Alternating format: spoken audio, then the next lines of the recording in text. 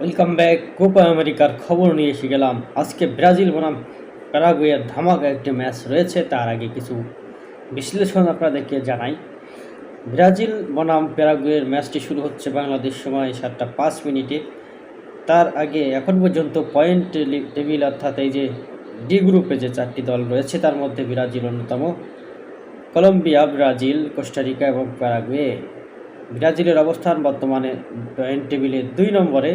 একটি ম্যাচ তারা খেলেছে এবং একটি ম্যাচেই তারা ড্র করেছে। সেই ক্ষেত্রে ব্রাজিলের আজকে জীবন মরণ খেলা হচ্ছে, এই ম্যাচে জিততেই হবে। কারণ আমরা দেখতে পাচ্ছি ব্রাজিলের পরবর্তী প্রতিপক্ষ হবে কলম্বিয়া, যারা ইতিমধ্যে 2টি ম্যাচ খেলে 2টিতেই জয়লাভ করেছে এবং সর্বশেষ ম্যাচে আবার ব্রাজিলের মুখোমুখি হবে কলম্বিয়া। সেখানে সমীকরণ উল্টে পাল্টে যেতে পারে, ব্রাজিল বাদও পড়তে পারে।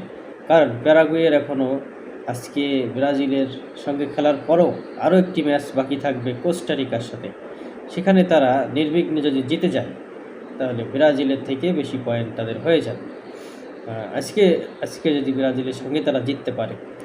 প্যারাগুয়ের আজকে দ্বিতীয় ম্যাচ, প্রথম ম্যাচে তারা পরাজিত হয়েছিল কলম্বিয়ার বিপক্ষে।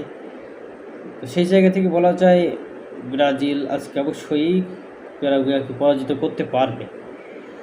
এই ডি গ্রুপে সবচেয়ে শক্তিশালী দল এখন পর্যন্ত মনে হচ্ছে কলম্বিয়া, কারণ তারা 2টি ম্যাচে 2টিতেই জয়লাভ করেছে কোস্টারিকা এবং প্যারাগুয়ের সঙ্গে।